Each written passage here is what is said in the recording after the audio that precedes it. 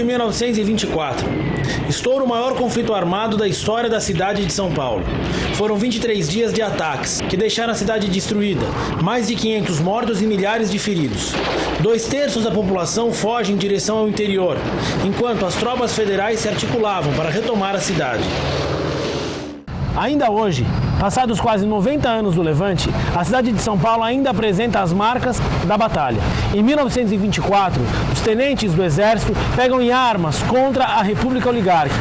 A principal queixa era o poder centrado nas mãos de uma minoria rica. Os eleitores eram somente homens e alfabetizados.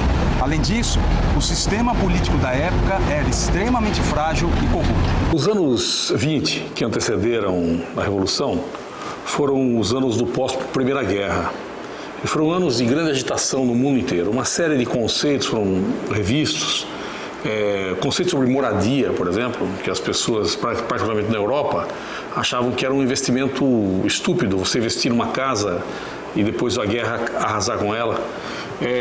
O turismo se expande muito, as pessoas resolvem viver com mais intensidade.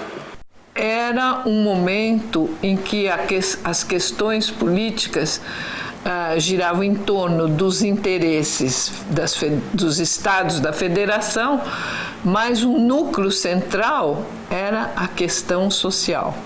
Como resolver as mudanças numa sociedade que estava se transformando de fundamentalmente agrária em industrial. O desenvolvimento nesta época foi muito grande.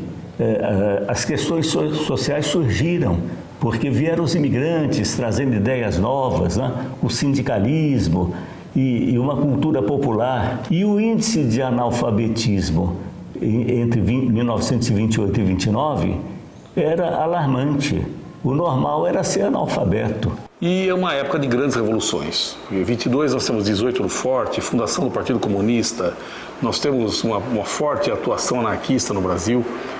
24, a Revolução de São Paulo.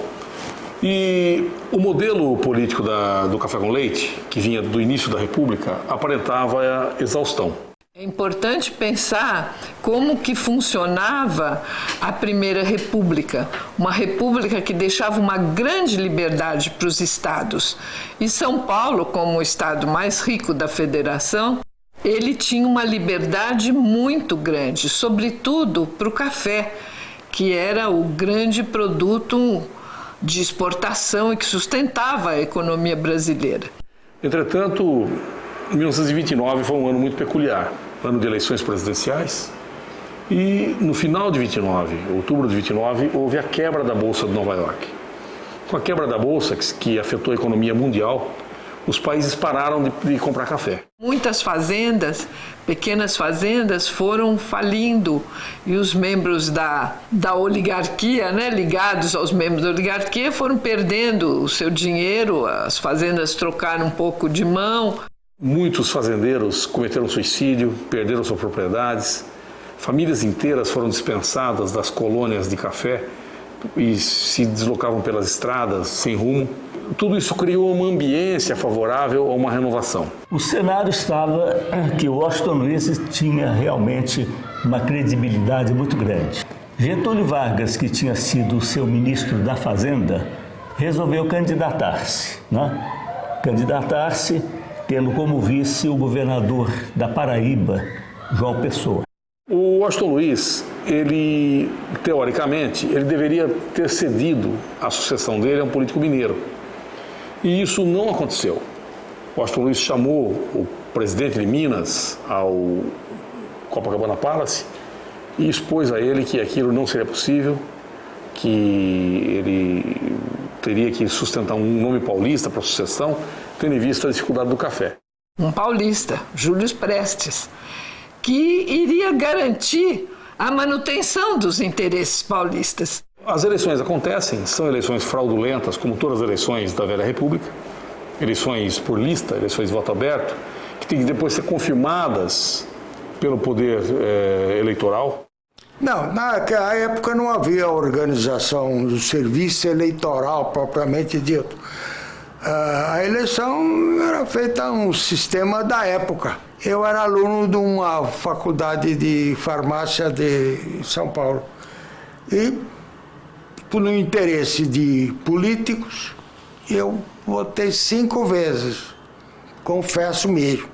O carro, para onde estava instalada a banca eleitoral de votação, entrava com a carteira de identidade. Tá. Então as eleições acontecem, a chapa apoiada por Washington Luiz vence. O Getúlio Vargas reclamou, pediu talvez recontagem de votos e outras providências, né? E apesar da pressão dos jovens militares que queriam efetivamente uma solução armada para aquele impasse, Getúlio falou, olha, eu prefiro que o Washington governe do que a gente fazer uma revolução. Entretanto, um fato intercorrente modifica esse cenário. A roda da fortuna gira e, naquele momento, João Pessoa resolve ir ao Recife. E, ao chegar ao Recife, quem se depara com ele lá é João Dantas, um jornalista, inimigo jurado do presidente João Pessoa. O João Dantas, que tinha um jornal da oposição, teve sua sede de jornal mandada invadir por João Pessoa. E ao invadir essa sede, ele descobre cartas que o jornalista João Dantas, já na faixa dos 40 anos, trocava com a Anaíde Beiriz, uma adolescente, e hoje nós sabemos que é uma das pioneiras do modernismo brasileiro, uma menina intelectualmente privilegiada, mas são cartas de um forte conteúdo erótico. João Pessoa, de posse dessas cartas, né, publicou-as no jornal, né, o que causou, assim, uma confusão muito séria. E João Dantas entendeu aquilo como um golpe baixo e, a partir daí, ele jurou matar João Pessoa. E naquela tarde, no Recife, João Pessoa cumpriu vários compromissos no Recife, e ele vai tomar um chá na confeitaria Glória, uma confeitaria muito refinada do Recife. João Dantas vê o carro do governador da Paraíba, do presidente da Paraíba na rua, vai até lá, começa a sondar, quem está aí? É o presidente João Pessoa, tal. E, segundo consta, João Pessoa respondeu às suas indagações ali no bar, talvez porque já tivesse tomado alguma coisa, com uma grande gargalhada, né? João Dantas sacou da arma e fulminou ali a tiros, né? E a morte do João Pessoa imediatamente se transforma no que os americanos chamam de blood shirt, né? A camisa sangrenta. Que é um dos grandes motivadores das revoluções, ter uma camisa sangrenta. Naquela hora a oposição ganhou uma camisa sangrenta, uma bloody shirt. Prenderam imediatamente o João Dantas e o cunhado, que não tinha nada a ver com aquilo, e na polícia disseram que ambos haviam se suicidado. Mas na realidade parece-me que houve uma queima de arquivo ali e eles não voltaram mais à cena. Imediatamente as eleições, que praticamente estavam pacificadas, voltam a efervescer. E o corpo de João Pessoa é trazido em um féretro previamente estudado para cumprir o seu papel ritualístico, a liturgia do morto que deu a vida pela nação, e ao parar nos portos nordestinos, até chegar ao Rio de Janeiro, onde ele seria sepultado, multidões vão ao cais para saudar João Pessoa. Com grandes comícios apregoando, olha a atrocidade do presidente Washington Luiz. Olha o que faz a polícia de Washington Luiz, né? Aquilo é exatamente o estopim da Revolução de 30. A Revolução de 30 foi para isso. A promessa na Revolução de 30 é que inicialmente se teria um governo provisório que elegeria uma Assembleia Constituinte e essa Assembleia Constituinte prepararia o anteprojeto de uma Constituição. 3 de outubro de 30, pela ocupação de quartéis no Morro do Menino Deus, em Porto Alegre, ocupação do quartel da 3ª Região Militar, em Porto Alegre, tem início a Revolução de 30, ou a Revolução de Vargas, que tem uma característica interessantíssima. Ela é socialmente avançada e politicamente retrógrada. Ela traz grandes benefícios sociais à população sob um preço politicamente bastante pesado. Os militares entram como sujeitos políticos, mas as motivações são políticos, sociais, mais do que meramente militares. O Rio Grande do Sul mobilizou-se, né? Getúlio Vargas foi colocado como chefe de uma revolução, porque era o candidato perdedor, não é? Depois de muito hesitar, resolve assumir a liderança da Revolução de 30, que não foi ele que desencadeou, ele foi praticamente conduzido à liderança da Revolução de 30. Não houve derramamento de sangue, foi uma revolução de cerca de 20 dias. Partindo de Porto Alegre, Vargas e sua tropa sobem o país em direção à capital federal. Depois de passarem por Santa Catarina e Paraná, os gaúchos param na fronteira de São Paulo e lá discutem com a ordem política paulista os termos daquilo que será a Revolução de 30. Getúlio, ele ganhou a Revolução depois que São Paulo aderiu. Enquanto São Paulo não aderiu, as tropas de São Paulo estavam na divisa do Paraná, eles não entrariam em São Paulo de jeito nenhum. Quando o trem chegou aqui nas proximidades de São Paulo, parou. Getúlio Vargas era muito prudente, queria saber, e aqui o clima, como é que estava. Mas já estava tudo certo, o presidente do Estado já estava deposto e deveria ter assumido já a pessoa combinada, que era o professor Francisco Morato. Ficou, então, uns dias, né, confabulando e arrumando e até que entraram em acordo. E São Paulo, então, permitiu que as tropas do Rio Grande do Sul passassem e fossem para o Rio de Janeiro. Ao passar por São Paulo de trem rumo ao Rio de Janeiro, ele é aclamado numa das maiores efusões de carinho que o povo de São Paulo já manifestou. Por quê? Exatamente porque ele representava a modernidade. Ele representava a mudança daquele estado de coisas, ele representava o fim da fome, do desemprego, e ele acaba sendo aclamado em apoteose ao passar pela estação ferroviária de São Paulo, rumo à capital federal, rumo ao Rio de Janeiro. Entretanto, tão logo ele assume o governo, as cobranças começam. Ele tem muitas forças com que se degladiar e muitas forças para compensar por 30. Os jovens oficiais, chamados tenentes, ele tem que contemplar. Os políticos de oposição, as esquerdas, enfim, uma série de personagens, os estados menos importantes politicamente do país até aquele momento, ele tem uma série de débitos que ele tem que quitar. E numa situação mundial profundamente desfavorável, é claro que isso não vai acontecer do dia para a noite. Na minha opinião, os tenentes fizeram o Getúlio Vargas refém, porque eles tinham a força. O Getúlio Vargas dependia deles. Eu tenho as minhas dúvidas se ele ficou refém dos tenentes, principalmente os tenentes que fizeram a Revolução, né? Ou se ele realmente já arquitetou alguma coisa no sentido de que o regime seria ditatorial, né? Então Getúlio opta por um governo francamente autoritário. Suspende a vigência da Constituição Republicana de 1891, ele passa a governar por decretos-leis. O Getúlio tomou conta do governo e nomeou para o Brasil inteiro os interventores.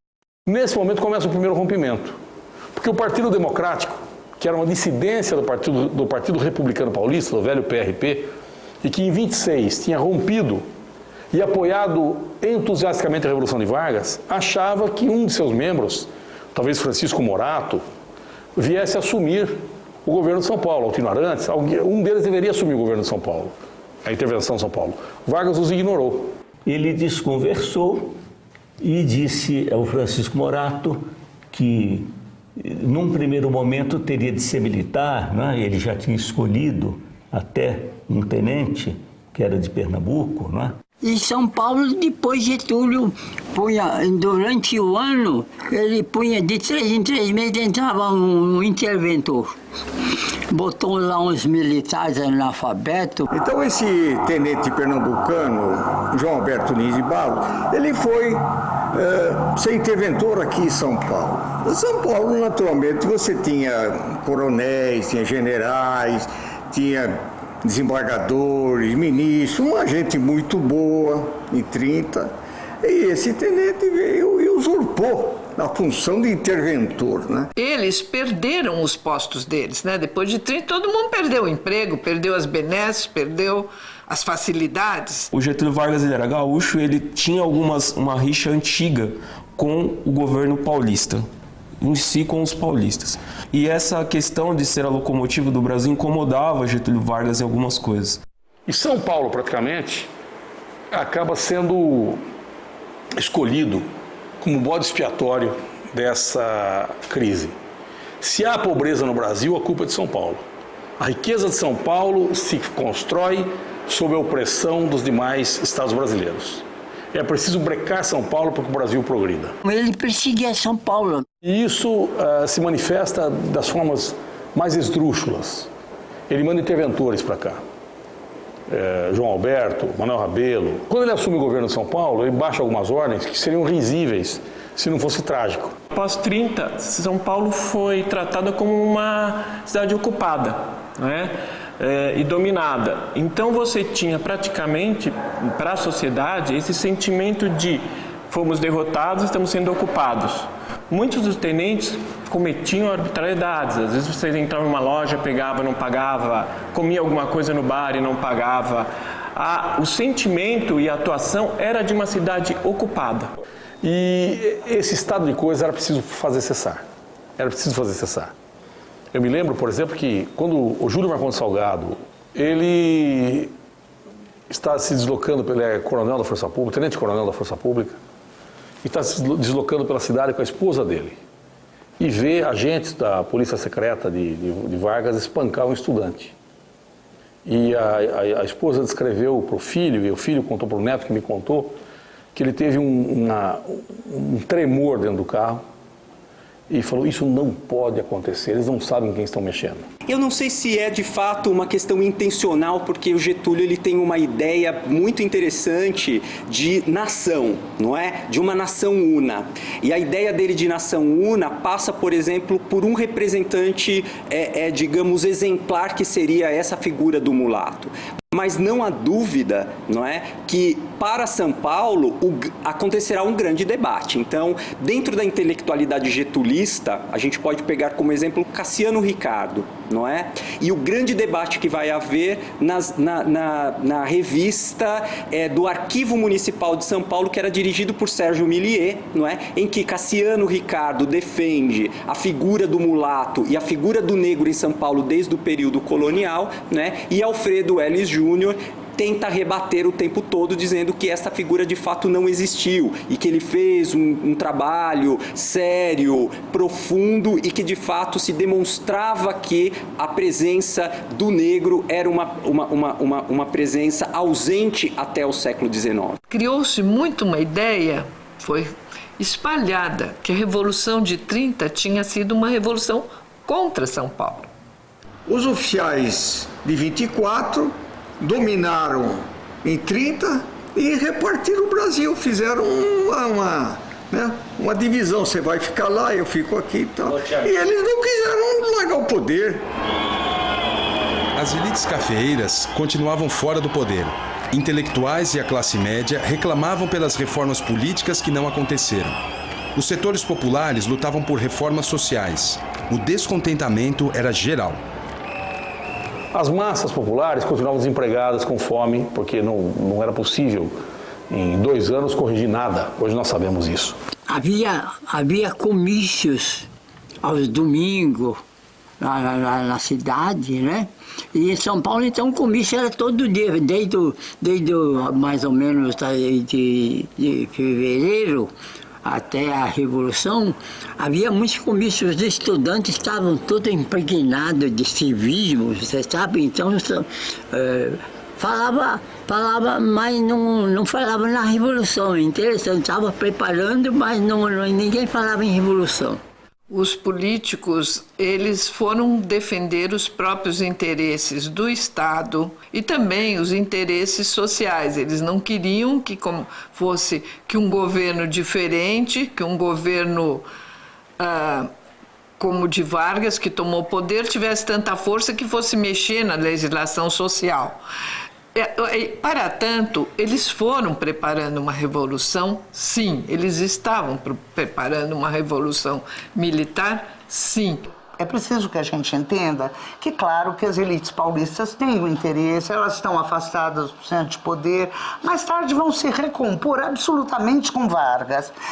Entretanto, nós não podemos comprar uma versão extrema que, ao se pretender crítica, acaba operando uma simplificação rasteira da história do movimento, né?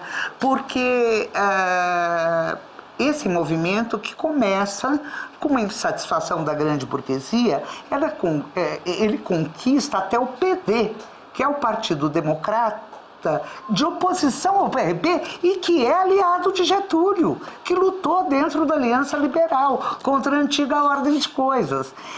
Esse partido começa a se afastar de Vargas. Na verdade, havia grandes laços de amizade, de família, de interesse entre os dois partidos. E esses dois partidos, eles tinham algumas divergências, mas fundamentalmente, na hora do vamos ver, eles se estruturaram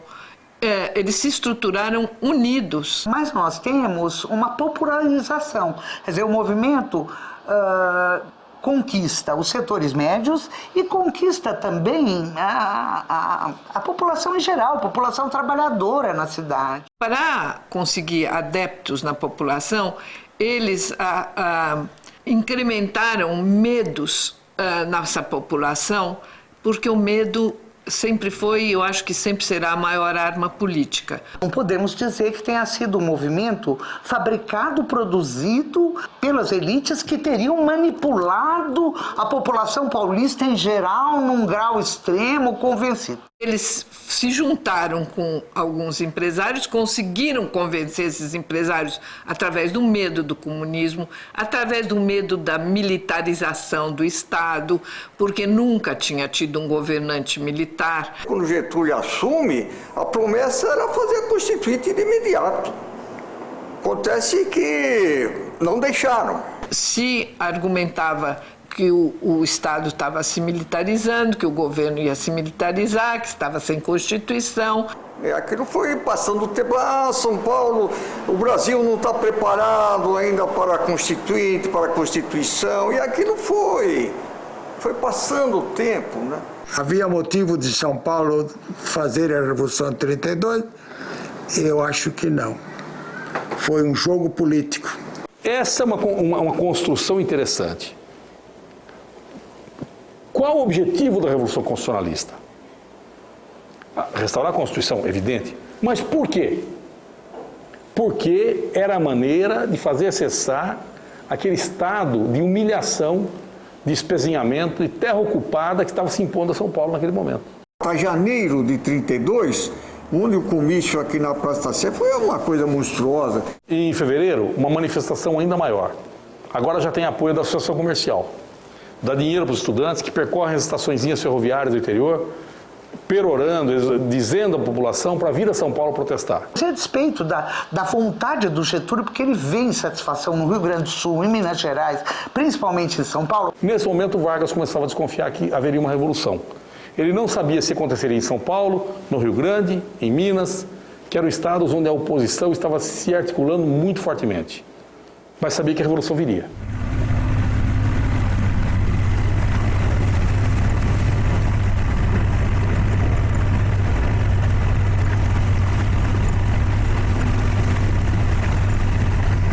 Mas esse processo, essa rebeldia, esse sentido nacionalista de enfrentar o governo recém-instalado, de se contrapor à ditadura que estava sendo materializada, não estava latente só nos paulistas.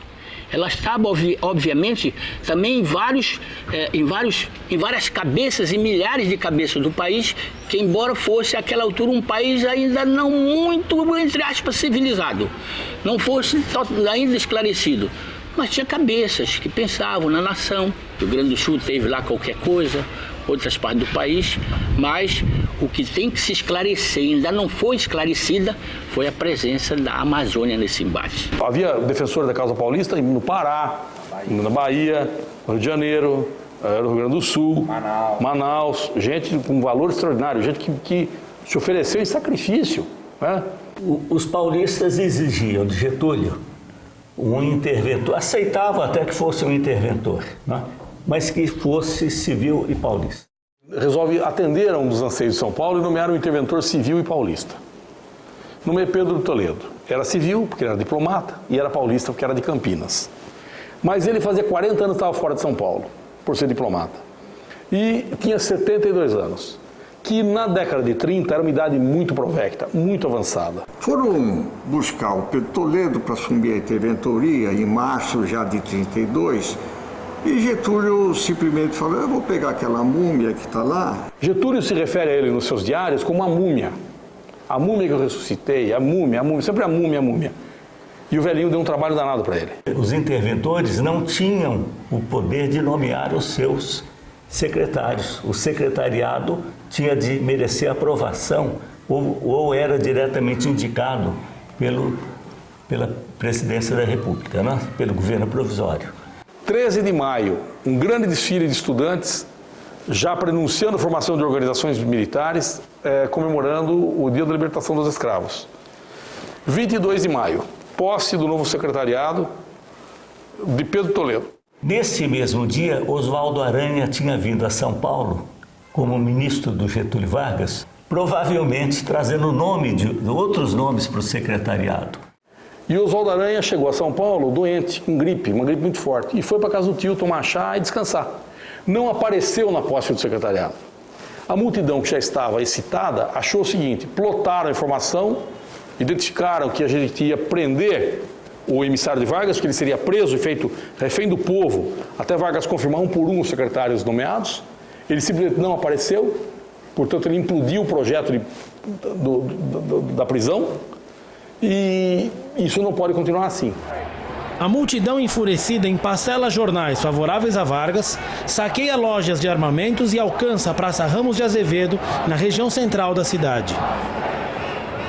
Aqui, ficaram sabendo que do outro lado da rua Barão de Itapetininga, com a Praça da República, quem se manifestasse a favor da Revolução seria recebido a tiros pelos soldados getulistas, que estavam alojados no segundo andar.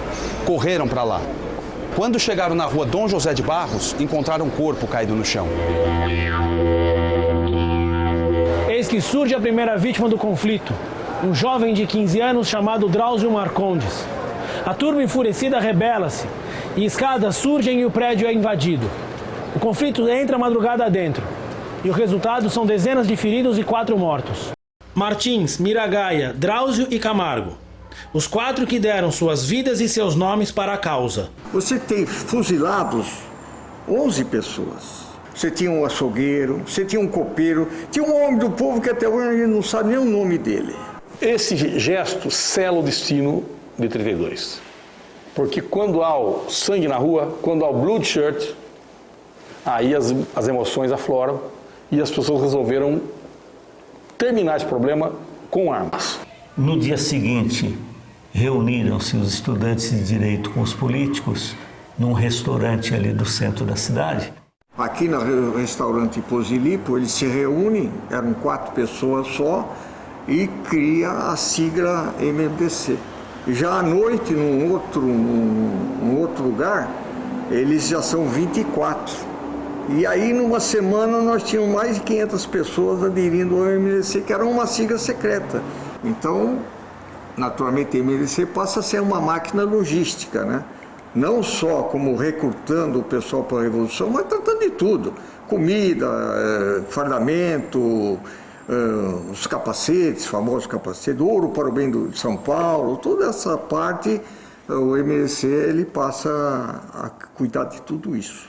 A partir daí começam a se intensificar os contatos, fazer o arrolamento de armas e munições que São Paulo ainda tinha. O Getúlio Vargas ficava sabendo de toda essa movimentação, né? Que basicamente envolvia o estado de Minas, né? Mato Grosso, o próprio Rio Grande do Sul. Você tinha a Frente Única de Minas, tinha a Frente Única em São Paulo, tinha a Frente Única no Rio Grande do Sul. Eles se conversavam, quer dizer, emissários que vinham do Rio Grande do Sul aqui, ou de Minas. Só que a Revolução deveria acontecer no dia da queda da Bastilha, né? No 14 de julho. Era o dia que inicialmente tinha sido combinado. Mas eles estavam tão alucinados na defesa dos interesses e tinham manipulado já um monte de gente no Estado para sustentar militarmente essa defesa, que eles até parece que acabaram adiantando alguns dias a explosão da guerra. A Revolução estourou antecipadamente ou assim, sem ninguém esperar. Os militares participaram muito pouco ou quase nada do preparativo da Revolução. Então, toda a articulação ela foi feita de maneira política. Então, articulou-se já no final do mês de junho 3 casos que seriam hipóteses para deflagrar a guerra, né? Um seria a remoção do governo paulista, que era Pedro de Toledo com seu secretariado.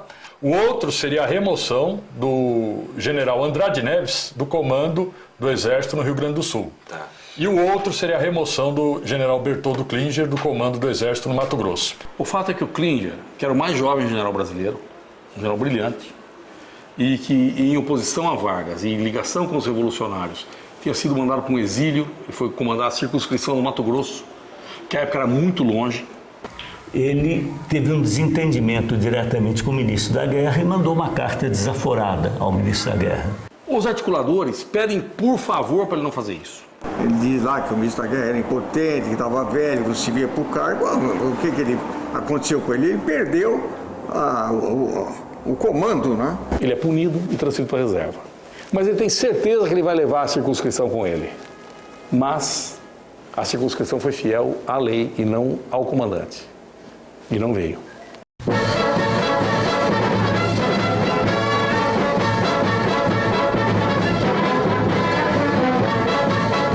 Então, no dia 9 de julho, os constitucionalistas, que eram basicamente elementos dirigidos pelos políticos, né, tomaram São Paulo. E daqui, o plano original era que a Revolução, começando no Rio Grande do Sul, subisse o Exército do Sul, passando por São Paulo, junto com as forças que iam vir de Mato Grosso, e esse grande contingente militar seguir para o Rio de Janeiro. Todo o material bélico pesado que tinha em São Paulo, ele já tinha sido retirado nos meses anteriores a 9 de julho. Que é aquele desmantelamento da força pública. Não só isso. Feito pelo Getúlio, mas teve mais coisa. Mais coisa. A força pública ela foi desmontada depois de 30. Então a força pública ela era assim, apenas uma sombra do poder militar que ela tinha em 1930. Então em 1932 ela tinha um efetivo, mas não tinha mais o tanto de armamento que ela tinha. Mas não tinha representação, mas não tinha força. Não tinha aquele poder de combate que ela tinha, o material. E o exército também foi. Então muita coisa da artilharia foi embora,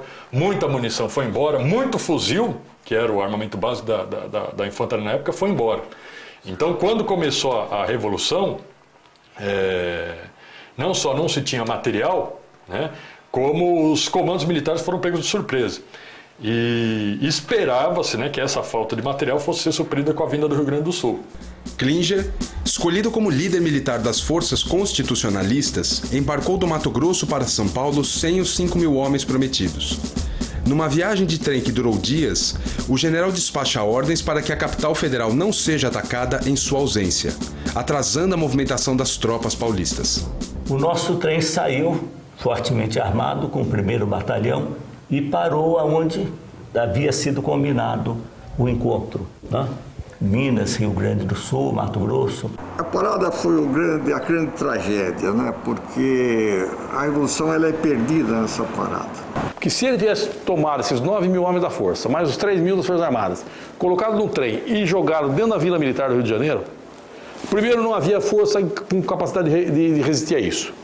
Segundo, havia muitos simpatizantes, como o senhor mesmo disse, da causa constitucionalista dentro do Rio de Janeiro. e a Revolução teria acabado dia 10. Ele esperou tropas para somar. E aconteceu o contrário, as tropas que vieram atirando.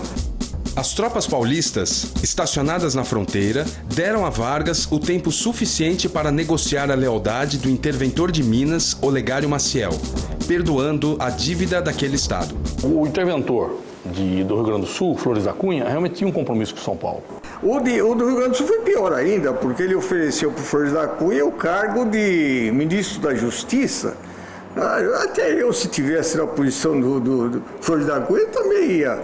Mas ele falou assim, ó, aconteceu o casus belli, o que ele queria? Eu vou renunciar, eu vou entregar o governo do Rio Grande do Sul para romper com o Getúlio Vargas e aí faço a Revolução. A Revolução começou aqui antes que ele fosse avisado. Então, por um compromisso de honra, o Flores da Cunha falou assim, bom, já que não me avisaram e eu não tive tempo, não quero trair o Getúlio, e ele se manteve lá o Getúlio Vargas. As pessoas dizem assim, não, Minas e Rio Grande do Sul traíram São Paulo. Isso não é verdade. O Vargas acompanhava atentamente a evolução dos fatos, sabia que a guerra iria eclodir, sabia todo mundo que estava envolvido. Quando a guerra eclodiu em São Paulo, o que foi feito? Prenderam os aliados paulistas do Rio Grande e Minas.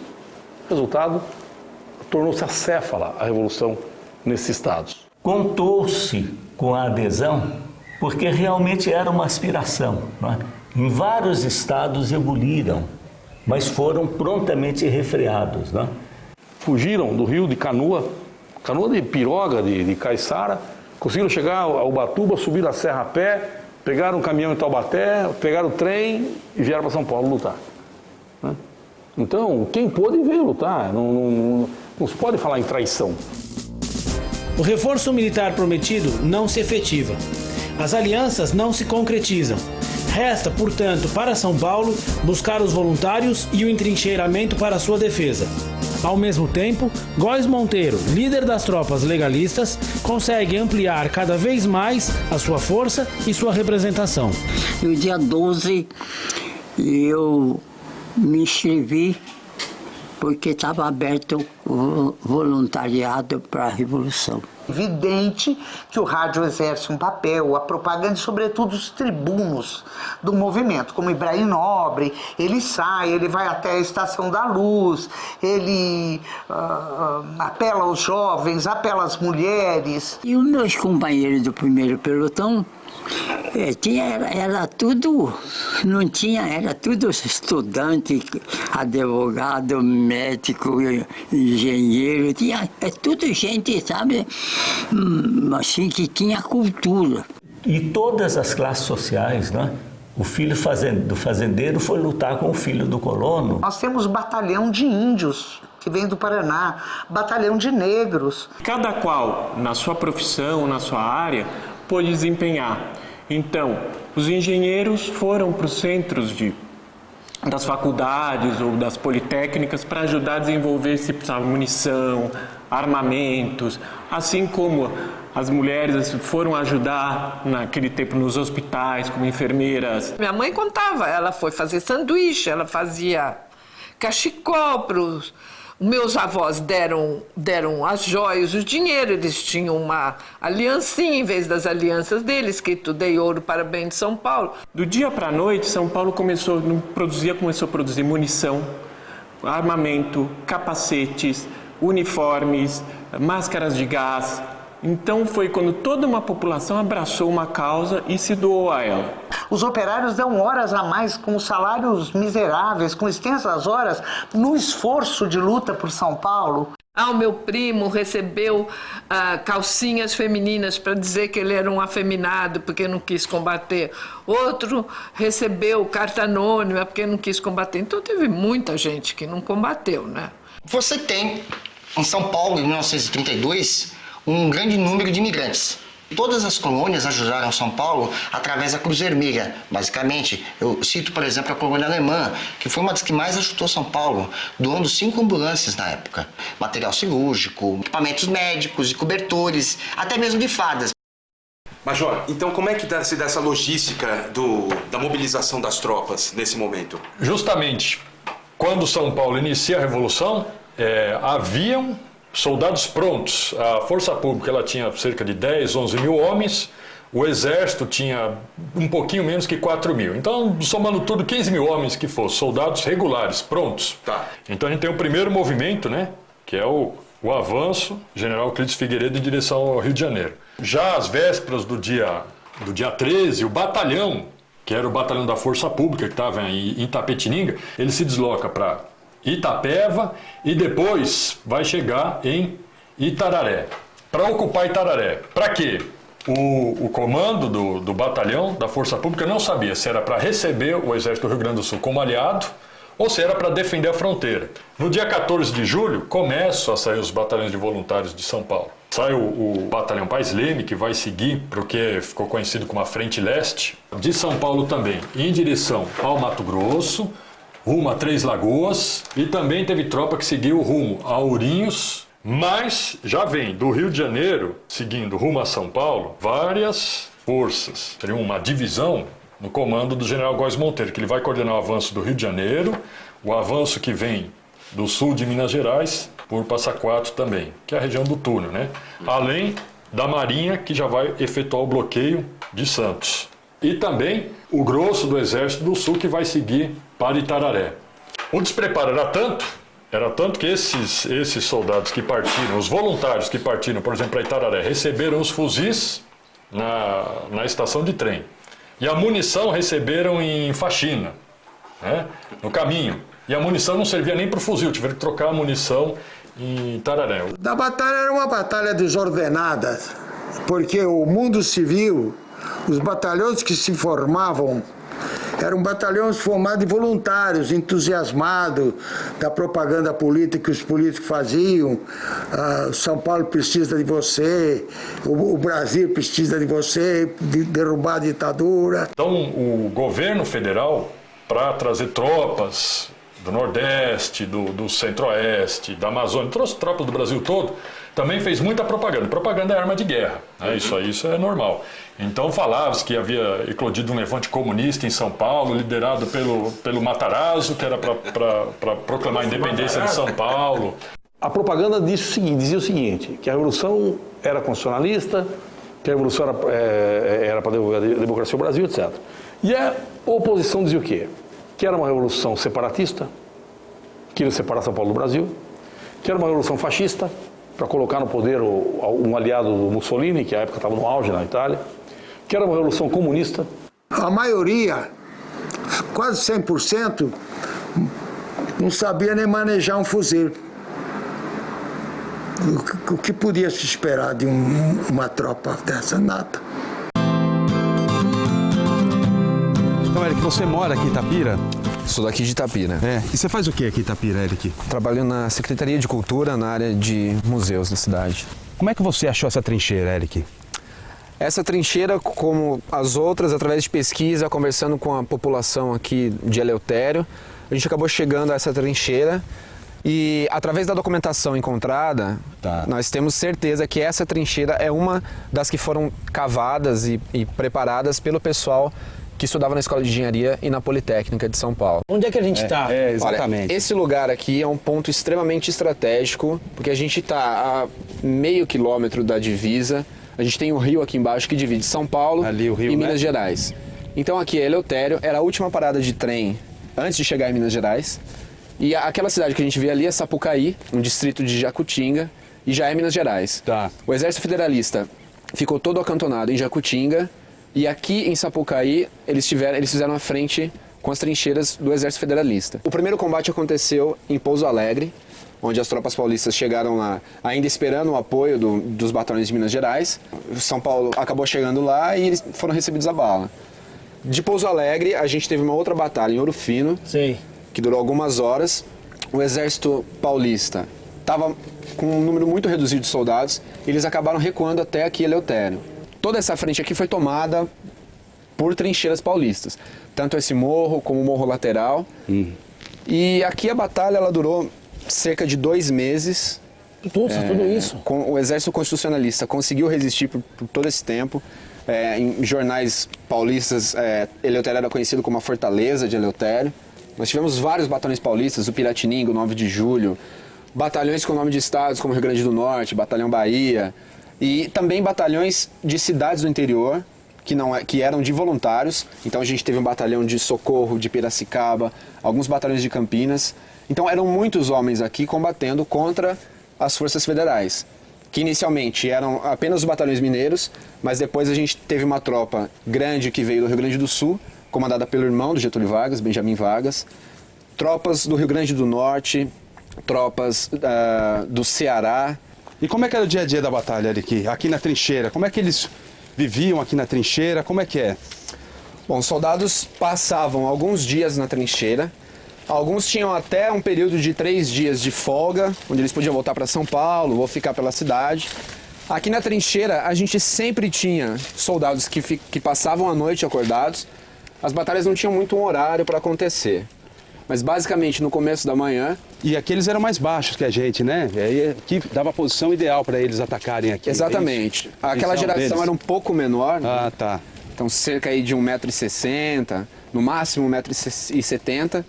Essa trincheira hoje, a gente tem um pouco de terra aqui, ela provavelmente era um pouco mais funda. Mais funda, tá. A gente tinha 2 fileiras de trincheira, onde ficava a fuzilaria. Com a guerra acontecendo em São Paulo, outros movimentos constitucionalistas eclodiram pelo país. Um dos episódios mais emblemáticos aconteceu aqui, em Salvador, em agosto de 1932. No dia 22, os estudantes de medicina, com o apoio dos setores populares, tomam o prédio da faculdade. O exército é chamado e prontamente cerca a área. Uma comissão é formada justamente para evitar o banho de sangue, negociando os termos de rendição, a prisão da liderança e o esvaziamento desse movimento. Naquela altura, o governo paraense estava sendo dirigido por um militar que tinha origem tenentista, mas que era visceralmente a favor da doutrina getulista. O coronel Barata, Magalhães Barata, que em Belém, no estado do Pará, pressionava aqueles possíveis idealistas que queriam ou que pretendessem se rebelar contra esse estado de coisas, mas apareceu ali um maluco chamado Alderico Pompo de Oliveira e achou que deveria também dar o seu recado. Saiu de Belém sorrateiramente, subiu o Amazonas, alcançou a cidade de Óbidos, que fica a cerca de 100 quilômetros da capital paraense, e ali reuniu com outros intelectuais, outras pessoas do povo, e achou que deveria decretar uma revolução aderindo à Revolução Paulista. A primeira providência, telegrafar ao general Bertoldo Klinge, que era o líder militar da Revolução Paulista, e dizer que concordava plenamente com o movimento que estava em curso em São Paulo. O coronel Magalhães Barata não teve a coragem ou não teve a estratégia de seguir aqueles pretensos revolucionários que se dirigiam a Óbidos para articular e movimentar o processo, porque o próprio Barata, ao meu juízo, temia que a população de Belém se rebelasse contra o presidente Getúlio Vargas. Eles se organizaram, assaltaram o forte de Óbidos e, para provar que não estavam brincando, mandam um telegrama para o comando do Exército em Manaus dizendo que se preparem que nós vamos tomar essa cidade. Viva a Revolução! E subiram o rio. Subiram o rio, já a primeira embarcação revolucionária já com os 2 canhões, né, do forte de Óbidos. Mas no caminho eles apreendiam pescadores, caçadores, e à força optavam e dentro, improvisadamente, dentro dos navios, davam treinamento militar.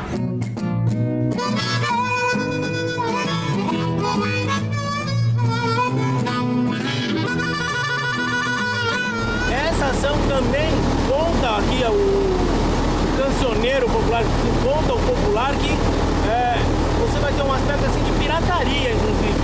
E aí a gente questiona, pirataria como? Porque o cara fala, simplesmente que foram fazendo uma baderna, uma algazarra, pilhando, roubando, até certo ponto não se sabe ao certo, matando. Eles sobem e o primeiro teste é Parintins. Chega em Parintins, prendem o prefeito, as autoridades locais, se fortalecem, assaltam o erário municipal, armamentos que tinham pela cidade eles andaram ali arrecadando, com o objetivo de chegar em Itacoatiara e, se ultrapassado em Itacoatiara, seguramente alcançar Manaus. Esse era o objetivo deles. No momento em que os sediciosos chegam próximo de Itacoatiara, já com uma tripulação maior em número, e já mais ou menos treinada. Quantos eram? Das duas embarcações, cerca de 200 ao todo, 180 aproximadamente. E, de repente, já havia chegado, à manhã daquele dia, um reforço do Exército de Manaus, que chegara sorrateiramente em Itacoatiara, estava se articulando com os elementos civis da população, os voluntários da cidade, que já haviam feito trincheiras nas ruas principais. No momento em que eles assestam os canhões em direção à cidade, e a cidade estava em polvorosa, as pessoas corriam desesperadamente para os matos, choros, tristeza. Mas olha a tranquilidade do estrategista da cidade, do Coronel Gonzaga Pinheiro.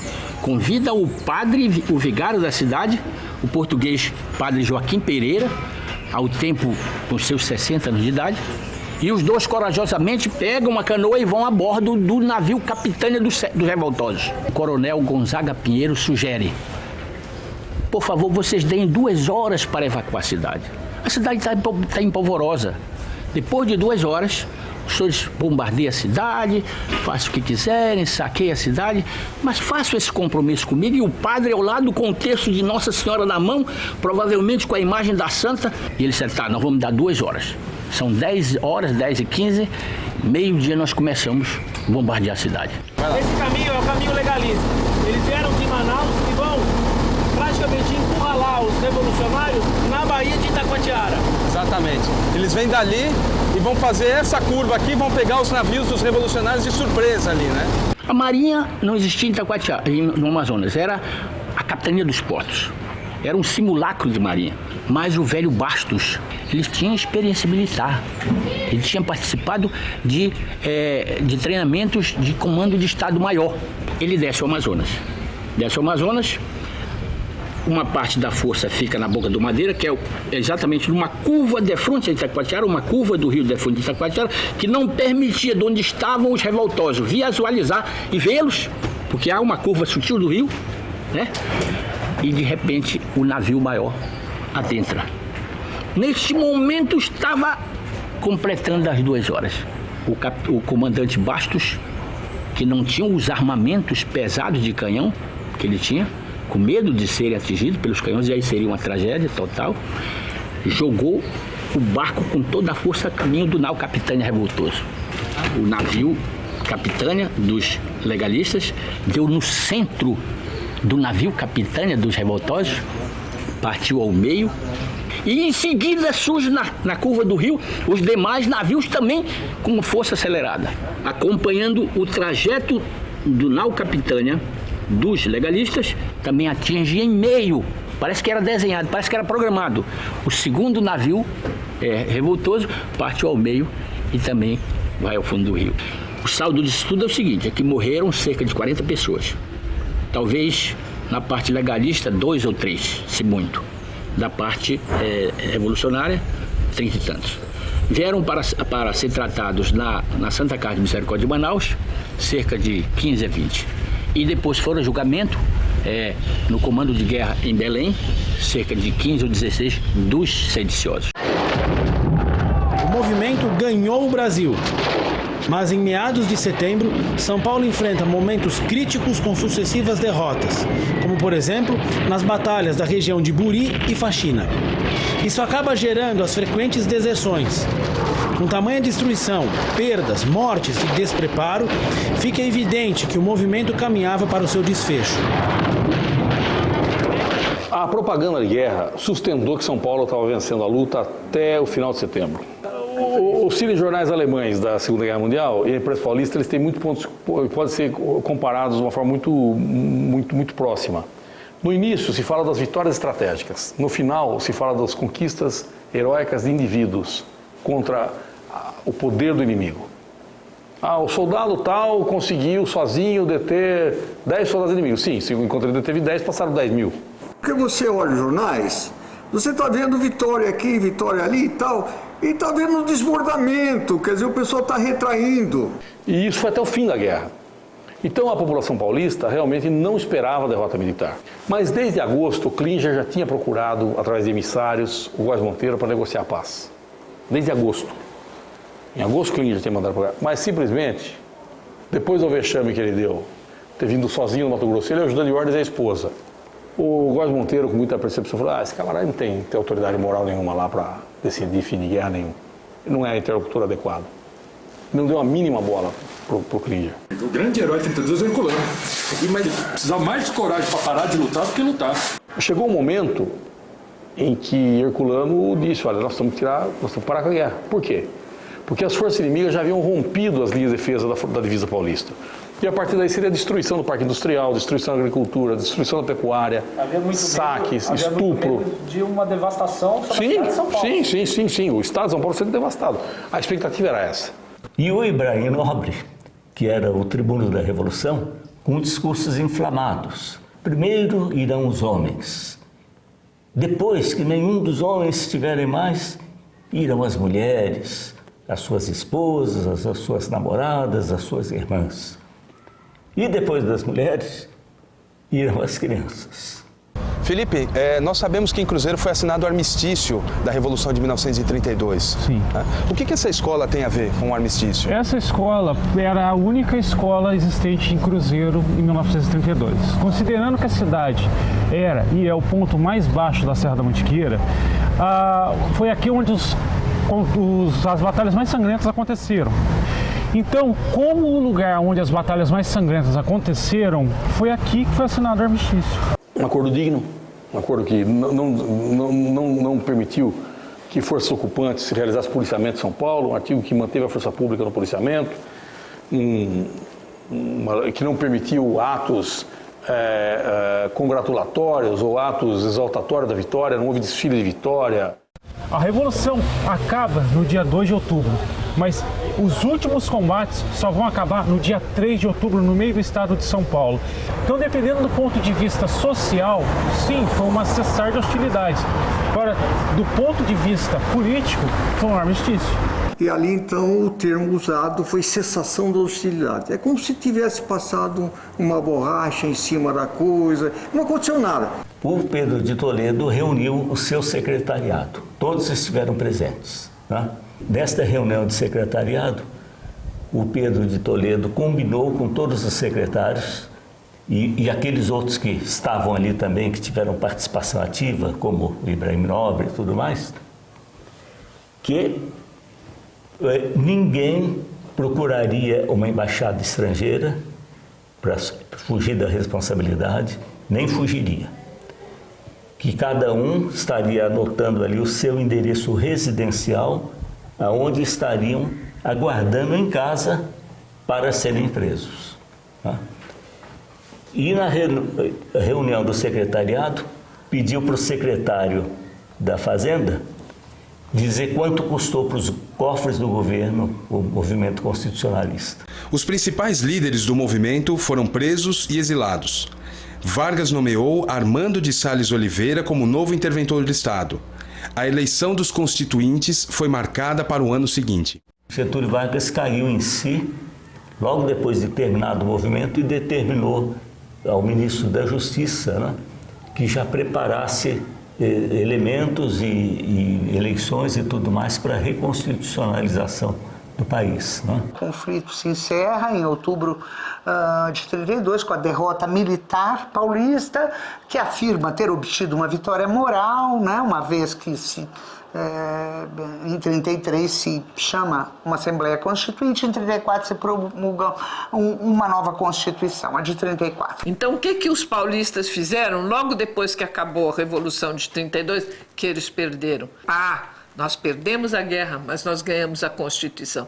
Que ganhar a Constituição? O quê? Uma Constituição que vingou de 34 a 37? Foi um movimento de forte inspiração popular. Houve uma conjunção de fatos. A história levou a uma conjunção de fatos. Por motivos diferentes, as massas e as elites buscavam o mesmo objetivo. Essa guerra foi uma aventura sinistra. A população ela foi de esponte própria, ela não foi manipulada. As elites paulistas, elas se aproximam de Vargas novamente.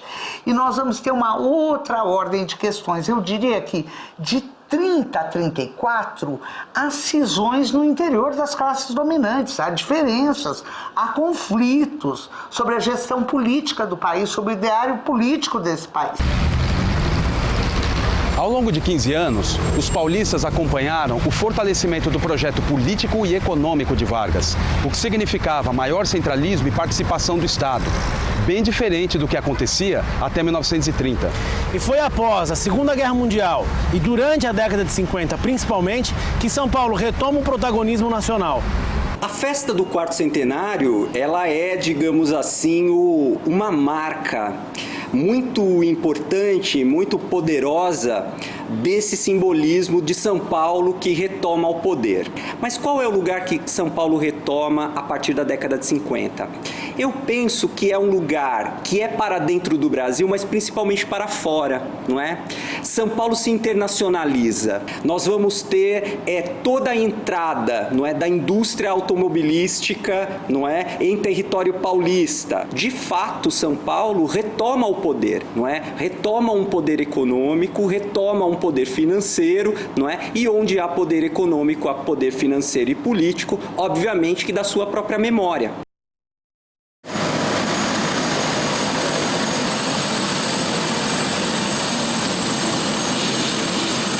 Em 1954, nós temos alguns marcos, né, da comemoração do quarto centenário, como o Parque de Ibirapuera, né, o Monumento às Bandeiras e o Obelisco, né, que é o mausoléu dos combatentes de 1932. Certo. Nesse plano das grandes avenidas, ou o grande eixo do quarto centenário, vai ser justamente a região do Parque do Ibirapuera e as suas vias de acesso. Por exemplo, na região do aeroporto de Congonhas, você pega justamente qual avenida? A Avenida Washington Luiz. E você cai justamente na Avenida 23 de Maio. O parque, ele foi uma idealização do Oscar Niemeyer e ele vai traduzir justamente o quê? Um ponto de convívio para a sociedade paulistana, na modernidade, por exemplo, dos grandes parques, como Hyde Park ou o próprio Central Park de Nova York. Essa colocação do parque, nesse eixo, você vai perceber, temos as grandes avenidas justamente passando no parque, como sendo um entroncamento da modernidade, sem que haja uma perda do passado. O obelisco ele vai servir como um anteparo. Para quê? Para que todo mundo lembre, um dia, em nome do Brasil, em nome de São Paulo e de todos os constitucionalistas, São Paulo se ofereceu para a luta pela democracia e pela ordem. Aqui nós estamos passando justamente sobre a Avenida 23 de Maio. E ela começa lá na Praça da Bandeira, no centro de São Paulo, no centro da cidade, né? Juntamente com a Avenida 23 de Maio, se inicia lá na Praça da Bandeira a Avenida 9 de Julho. Veja que são duas importantes avenidas que ligam o centro à região sul da cidade e estão ligadas. Também foi inaugurada a Catedral da Sé. A Catedral da Sé, ela começou a ser construída no início do século XX. É reparar essa construção do imaginário, porque a fé, nessa fé você tem a crença da construção do ideal paulistano, você vai ter a homenagem aos veteranos de 32. O complexo de praças, parques, ruas, avenidas, né? A própria mudança de nomes das ruas e de avenidas de São Paulo em homenagem à Revolução de 32 tem por objetivo justamente manter e alimentar essa memória do heroísmo paulista de 1932. Com certeza. O 9 de julho tem essa questão, é uma questão meio complicada. Nós temos hoje essa memória, né, de que é feita aos paulistas, só que isso criou um certo, como eu posso dizer, uma coisa meio negativa. O que aconteceu? Com o 9 de julho, com essa memória forte, ele trouxe os conceitos todos da década de 30 para o presente. Esses conceitos, por exemplo, de epopeia bandeirante, descobrimento do Brasil, de quem é o povo paulista, foram trazidas todas da década de 30 para hoje. Então, na década de 30, a gente tinha um racismo muito acentuado naquele período.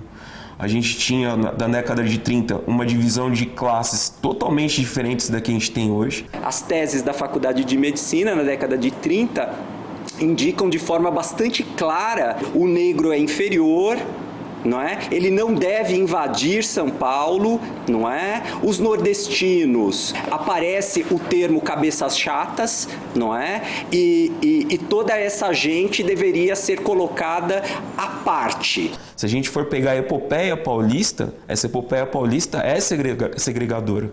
E na década de 30, isso era normal. Então a Polícia Militar do Estado de São Paulo chamou para si uma questão da memória paulista. Hoje, quando de repente surgem 4 ou 5 estudantes com uma faixa escrito Revolução de 32, Democracia, uma interrogação. Essa faixa durou, se eu não me engano, 1 ou 2 minutos. Foi o tempo de eu tirar uma foto. Desceram policiais militares lá do palanque, porque o governador estava na época no palanque, e rasgaram a faixa e falaram, vão embora. A questão da memória, não é, para a história, é que a memória ela sempre estará em movimento, não é? Ela estará em movimento a partir de um presente, não é? E a partir daqueles que a detêm, não é? Porque a memória ela também é um elemento de poder.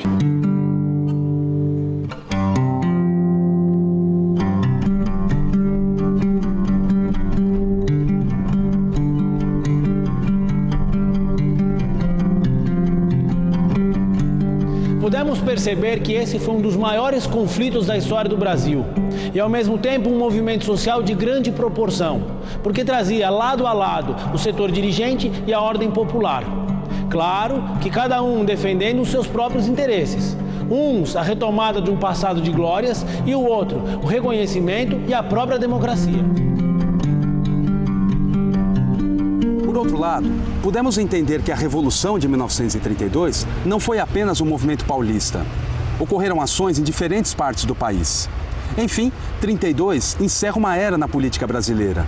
Mas o ideal de um sistema político mais justo e democrático ainda estava distante. Afinal, tivemos 2 regimes ditatoriais e a democracia atual nos leva à seguinte questão: o quanto avançamos desde 1932 e o quanto ainda não avançamos?